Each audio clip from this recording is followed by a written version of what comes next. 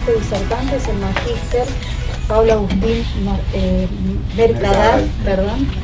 Él es magíster en Ciencia y Tecnología de los Alimentos de la Universidad Nacional de Córdoba. Es ingeniero agrónomo recibido en la Facultad de Ciencias Agropecuarias de la Universidad Nacional de Córdoba. Actualmente es estudiante de doctorado de nuestra facultad y docente del Departamento de Físico-Química. Su campo de investigación consiste en el desarrollo de nanosensores que permiten efectuar un monitoreo más eficiente de distintos tipos de contaminantes o alérgenos en la producción agroindustrial. El diseño, síntesis y funcionalización de nanoestructuras de metales nobles permiten combinar las propiedades ópticas de nanopartículas con la capacidad de bioreconocimiento de diferentes moléculas para el diseño de métodos para la cuantificación de analitos a nivel subpicomolar. Bueno, hoy nos va a hablar sobre la detección ultrasensible de contaminantes utilizando nanopartículas de metales nobles.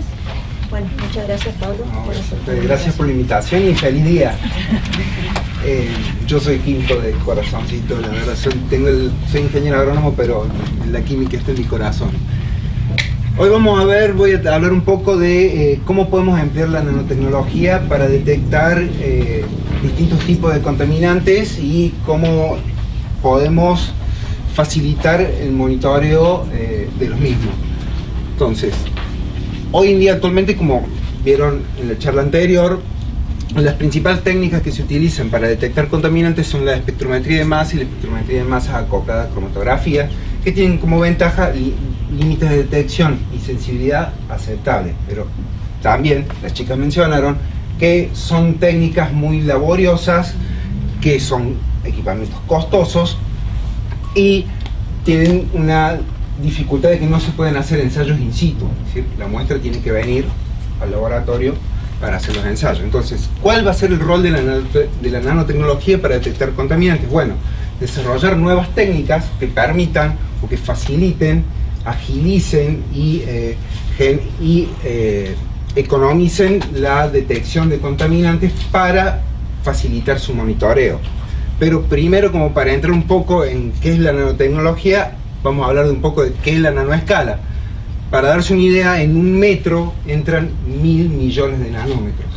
Cuando nosotros estamos hablando de nanoescala, estamos hablando de manipular la materia en escalas de dimensiones de una molécula, de hebras de ADN, proteínas, virus. ¿Y qué tiene la ventaja? ¿Qué tiene de ventajoso manipular la materia en esta escala? Bueno, que presenta propiedades físico-químicas diferentes al material en la macroescala. Por ejemplo, acá tienen pepitas de oro que tienen un color brillante dorado, y a la derecha nanopartículas de oro, y ven que tienen un color rojo. Entonces, ¿cómo podemos hacer para aprovechar esas propiedades únicas que tiene la materia en la nanoescala para diseñar sensores para detectar, en este caso, contaminantes? Primero para entender cómo funcionan los sensores, hay que entender un poquito de las propiedades ópticas de las nanopartículas. Dentro de la gran área de la nanotecnología hay una disciplina que es la plasmónica, que estudia cómo interacciona la radiación electromagnética con la materia en la nanoescala, o sea, cómo interacciona la luz con la materia en la nanoescala. De allí surge un concepto se llama plasmón superficial localizado. Hay otro tipo de plasmones, pero como la charla se va a tratar sobre el empleo de nanopartículas metálicas, acá lo que rige son los plasmones superficiales localizados, que se definen como la oscilación colectiva de los electrones de la banda de conducción del metal cuando entran en sintonía con luz. ¿Qué significa eso? Bueno, cuando entra en sintonía con luz una nanopartícula, se produce la oscilación colectiva de los electrones. ¿Y qué ventaja tiene? Bueno, permite a la materia, a las nanopartículas, funcionar como nanoantenas. Así como una antena de radio sintoniza ondas de radio, una nanopartícula puede sintonizar ondas del espectro visible. Entonces, cualquier cambio que yo vea en el espectro visible a simple vista, lo puedo sintonizar con nanopartículas metálicas. Hay otro efecto que es un incremento de campo eléctrico, que ya lo vamos a ver más adelante, pero la frecuencia a la que oscila el plasmón depende de la forma, tamaño y el ambiente químico que rodea la nanopartícula. Esto da lugar a que las propiedades ópticas de la nanopartícula se puedan dividir en dos: propiedades ópticas de campo lejano y propiedades ópticas de campo cercano. Primero voy a hablar un poquito de las propiedades ópticas de campo lejano, sus aplicaciones, y después las de campo lejano. Campo lejano: si nosotros utilizamos un espectrofotómetro UV visible convencional y tomamos el espectro de una molécula, en el eje Y vamos a ver la absorbancia y en el eje X la longitud de onda. Bueno, si hacemos lo mismo para un espectro, para una suspensión coloidal de nanopartículas, en el eje Y vamos a tener un parámetro que se llama extinción. ¿Por qué? Porque las nanopartículas o los sistemas coloidales no solo absorben luz, sino que también dispersan luz. Entonces, si acá, por ejemplo, como ven, el espectro de extinción de nanopartículas de oro de 70 nanómetros tiene un plasmón alrededor de los 550 nanómetros, y ese espectro tiene dos contribuciones: una es la absorción y la otra la dispersión. En la práctica, ¿cómo puedo ver esto? Bueno, hay una copa que se llama copa de Licurgo del siglo IV de Roma, que es una copa que está hecha de vidrio que tiene impregnado nanopartículas de oro y plata. Si yo esa copa la ilumino de frente, tiene color verde. Si la ilumino de atrás, tiene color rojo. ¿Por qué? Porque de frente yo voy a estar viendo los fotones dispersados y de atrás voy a estar viendo los fotones transmitidos. Otra, como dije recién, las propiedades ópticas pueden cambiar en función, por ejemplo, del tamaño. Vean, por ejemplo, acá, para partículas de 10 nanómetros tiene un color rojo vino y un plasmón a 518 nanómetros, y cuando aumento el tamaño, el máximo de longitud de onda se desplaza más hacia el rojo, y también hay un cambio de color. Por ejemplo, acá cómo cambia en función de la relación de aspecto de nanovarillas de oro. ¿Qué es la relación de aspecto? Es la relación que hay entre la longitud del eje mayor y la longitud del eje menor de la nanovarilla, y vean cómo va cambiando de color la suspensión coloidal. Y acá es el espectro de extinción, y ven que aparece dos modos resonantes: uno a mayores longitudes de onda, que hace referencia a la excitación longitudinal de la nanovarilla, y otro a menores longitudes de onda, que se debe a la excitación transversal. Ahora, otro fenómeno interesante que ocurre es qué pasa si yo formo agregados de nanopartículas. Bueno, lo primero, a simple vista, lo que puedo ver es un cambio de color. Las nanopartículas de oro en general tienen un color rojo vino, y si se agregan, voy formando dímeros, trímeros y agregados de mayor tamaño, voy viendo un cambio de color hacia el morado azul. En el espectro de extinción, ¿qué voy a ver? Inicialmente, las nanopartículas aisladas tienen un plasmón, como vimos, a 520, 525, bueno, depende del tamaño. Ahora, cuando ocurre el proceso de agregación, aparece un nuevo modo resonante a mayores longitudes de onda, y a medida que aumenta el tamaño de ese agregado, este nuevo modo que sucede, que aparece, se desplaza más hacia mayores longitudes de onda. Tratando de hacer una introducción muy simple, hay un montón de factores que influyen, como la forma del agregado, la distancia que hay entre las nanopartículas, bueno, pero como para entender cómo funcionan estos sensores, se para una idea que hay cambios de color y cambios en la forma espectral. Entonces vamos a ver, por ejemplo, cómo podemos utilizar esto para diseñar un sensor, por ejemplo, en este caso, para detectar mercurio. Se fabrican las nanopartículas metálicas de oro, es una síntesis rápida, y luego lo que hacen es absorber sobre la superficie de las partículas mercurio y luego agregar lisina. ¿Qué va a suceder?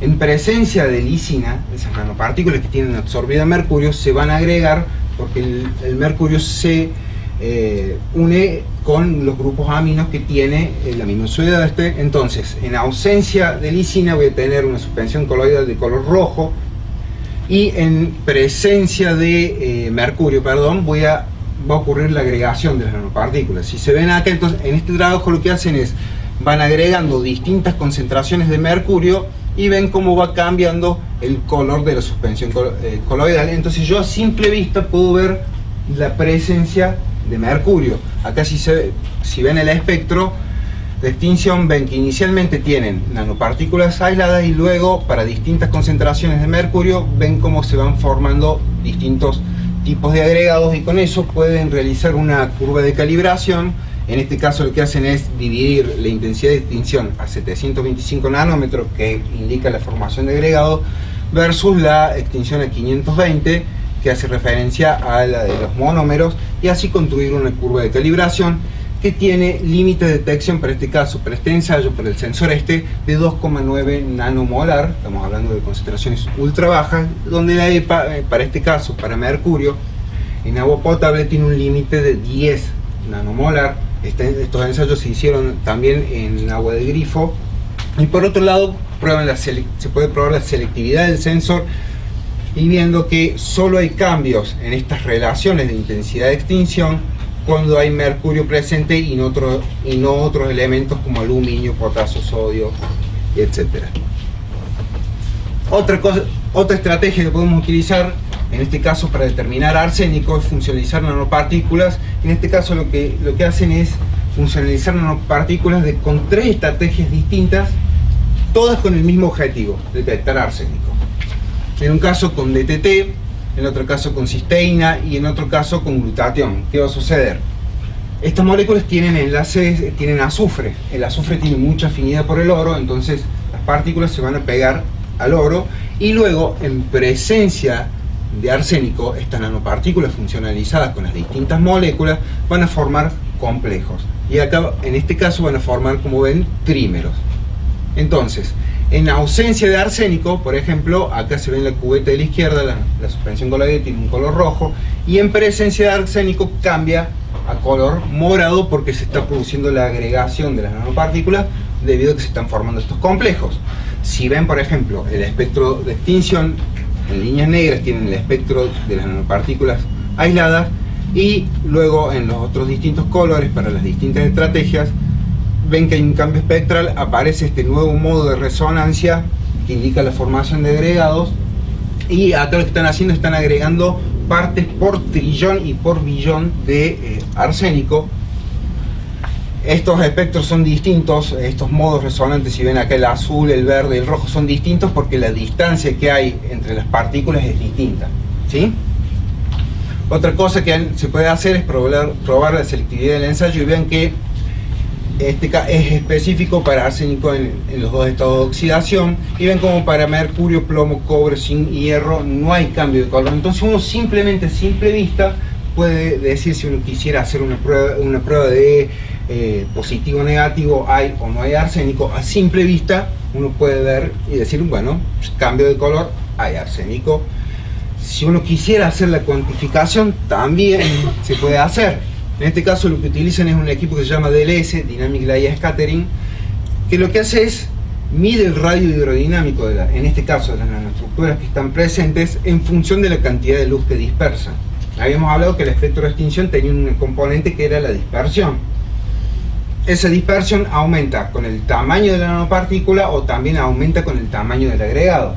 Entonces lo que hicieron es graficar la intensidad dispersada de la luz en función de la concentración de arsénico. A medida que agrego más arsénico, aumenta la intensidad de luz dispersada porque voy formando más cantidad de trímeros, o sea, tengo más concentración de trímeros.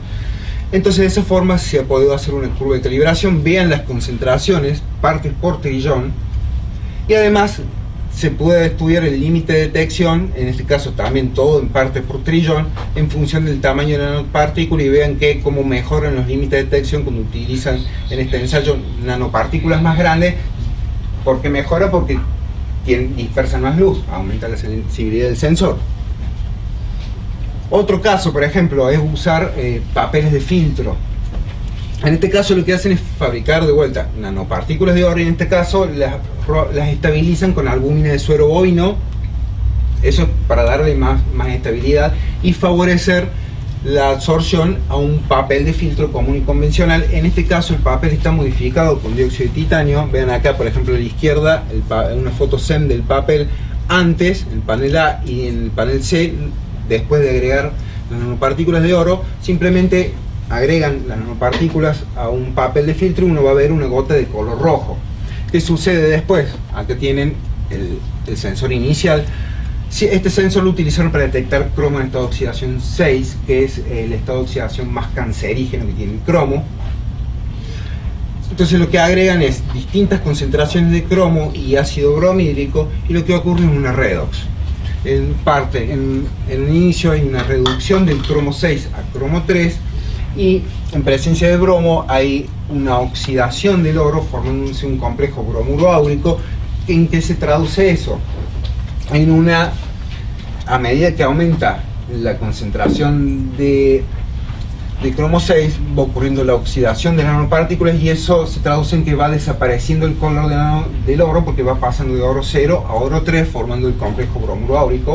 Entonces vean acá, por ejemplo, sobre el papel detectado a simple vista, vean cómo a medida que aumenta la cantidad de cromo 6 va desapareciendo el color del oro.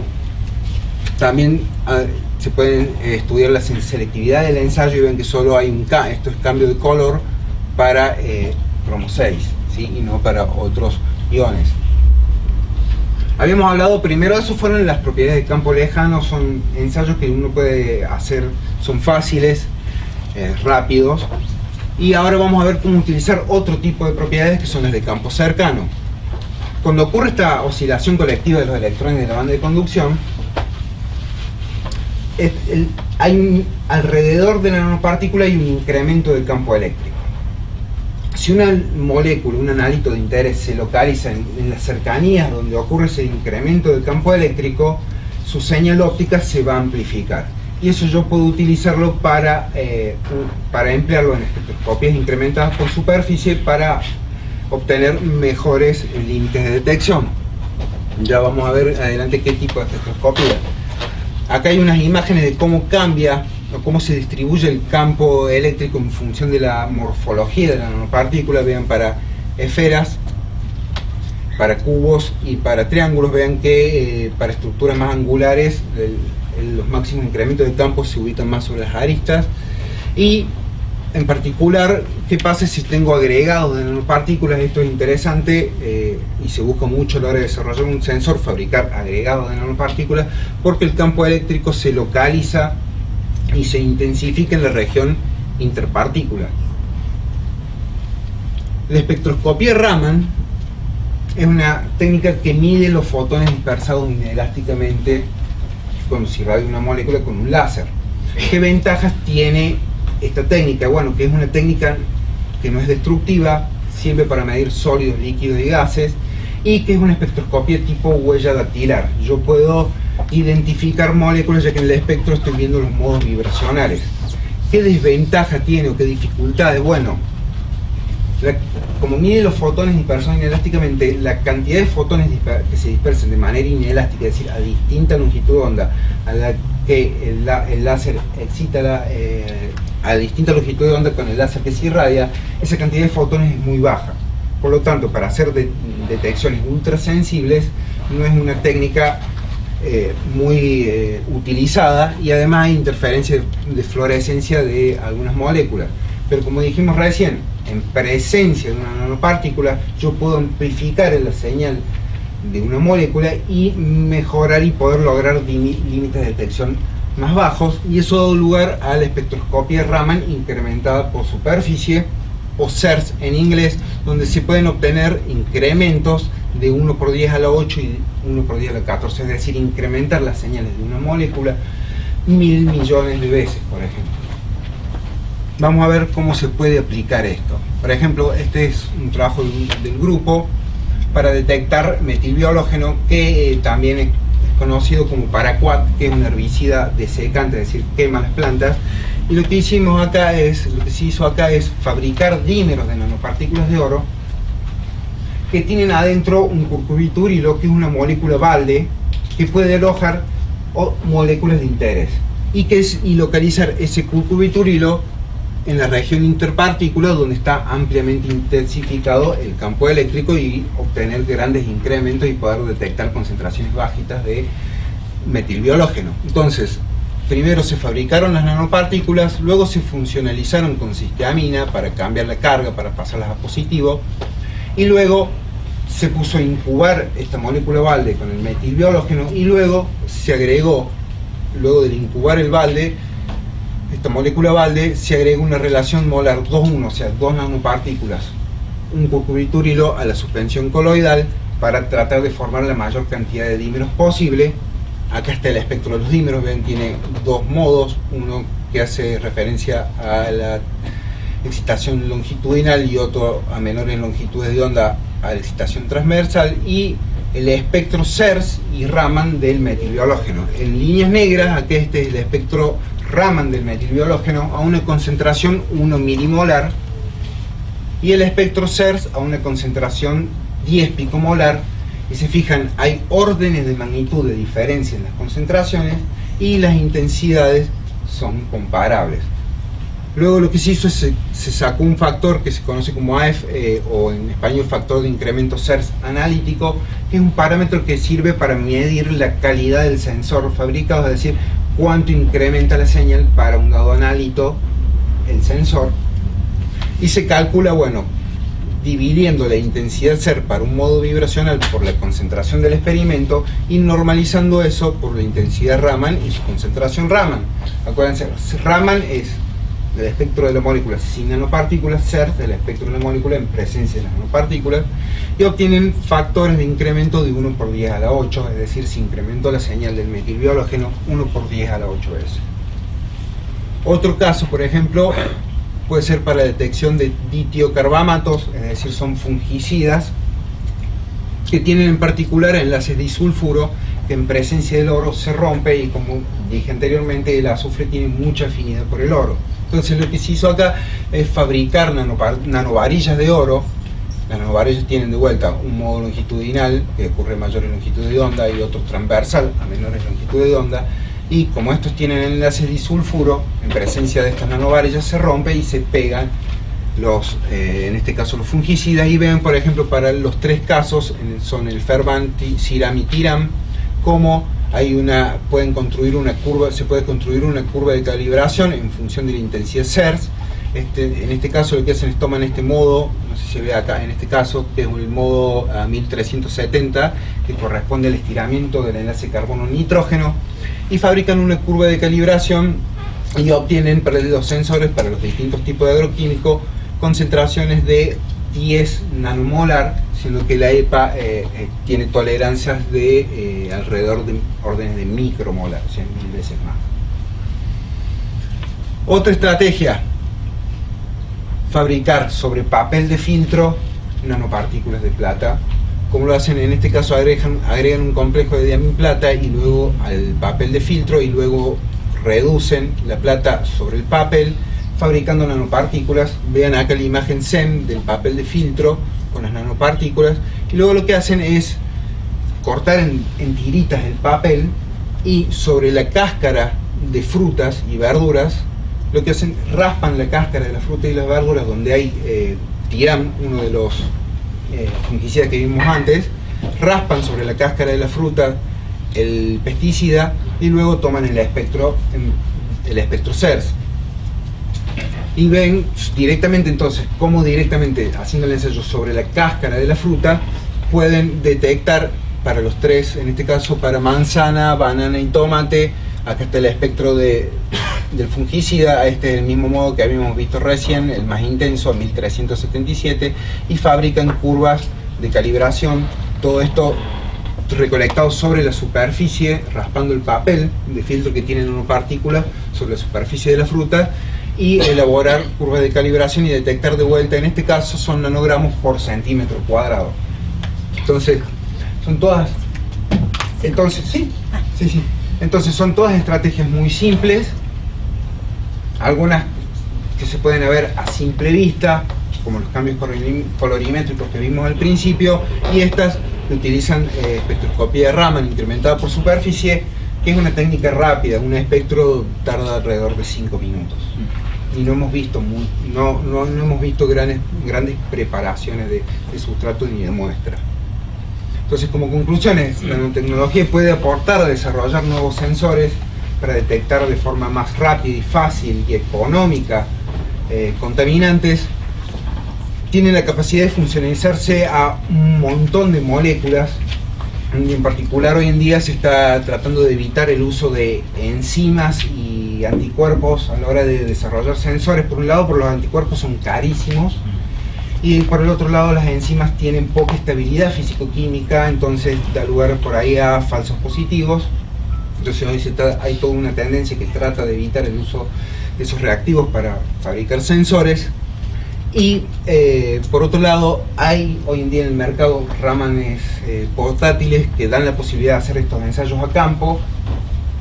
Si bien también existe la posibilidad, ya que hay Raman portátiles, uno de los desafíos es crear sensores para ser empleados en los Raman portátiles, porque al ser equipos portátiles tienen detectores de, digamos, por decirlo de una forma básica, de peor calidad. Entonces los incrementos que tiene que tener el sustrato que yo voy a diseñar, el sustrato por ejemplo de los dímeros que vimos antes, tienen que incrementar más la señal para poder ser empleados en campo. El grupo de trabajo está formado por mi director, que es el doctor Eduardo Coronado, otro investigador adjunto, que es el doctor Encina, y yo soy becario doctoral del doctor, así que muchas gracias.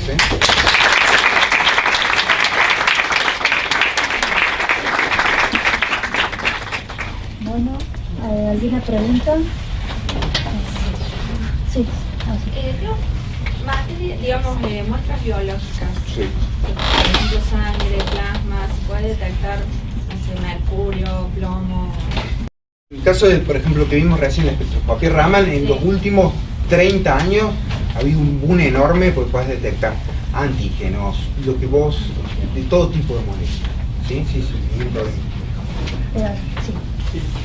Yo vi que tenés en la parte de metales que podés detectar metales, decimos detecto cromo y solo cromo, detecto mercurio, solo detectas. Cuando vas a la parte de contaminantes ambientales, quiero saber si esa especificidad la podrías tener o... Sí. Muchas veces las muestras tienen Full muchísima de cosas. cantidad de contaminantes Sí. muy parecidos entre sí. Sí, de hecho, por ejemplo, emplear la espectroscopía Raman de vuelta, al ser una espectroscopía tipo huella dactilar, te permite identificar las moléculas. Cada molécula tendrá distintos modos vibracionales y de esa forma podés identificar, es decir, esto es tal, lo que yo estoy buscando, digamos. Entonces, sí, se puede. De hecho, también hay, utilizando este tipo de plataformas, hay sensores que permiten la detección múltiple de distintos tipos de, por ejemplo, plasticidas que tienen distintos modos vibracionales, que tienen distintos enlaces, y bueno, y poder hacer en un solo chip, en un solo sensor, detectar múltiples plasticidas. ¿Comercialmente disponibles hay algún tipo de sensor ya? Acá en Argentina no. Acá en Argentina no, o que yo ¿Qué tan conozco. costoso es generar uno? No es costoso. Es difícil. Es, bueno, como siempre, hay como una gran brecha entre lo que hacemos en el laboratorio y la industria. Es difícil, pero no es costoso. Por ejemplo, nosotros tenemos un sensor que se llama IRILA, que consiste en fabricar dímeros de nanopartículas de plata por medio de un anticuerpo, y en presencia del antígeno que responde a ese anticuerpo, esa formación de dímeros se inhibe y utiliza el mismo equipamiento que el ELISA, el ensayo análogo del ELISA, y tiene, por ejemplo, lo probamos para gliadina, o sea, la gliadina es un compuesto tóxico para los celíacos, que está en los cereales. Hemos probado para ahí, hemos obtenido un orden de 1000 veces más sensible que la ELISA y tarda 2 horas en el ensayo. Y requiere el mismo equipamiento y es más barato porque tiene límites de detección más bajos, entonces vos tenés que realizar diluciones del anticuerpo mayores y gastar por ende menos. Se probó también para artritis y funciona bien. Por ejemplo, nosotros tenemos ese sensor que estábamos en un tiempo tratar de implementarlo, de ver qué opciones hay, pero realmente es difícil porque vos, por ejemplo, apenas lo mostrás en un congreso, como que ya está publicado y entonces no lo puedes patentar y es todo un tema. Claro. Una última pregunta. Bueno, le damos las gracias. Gracias.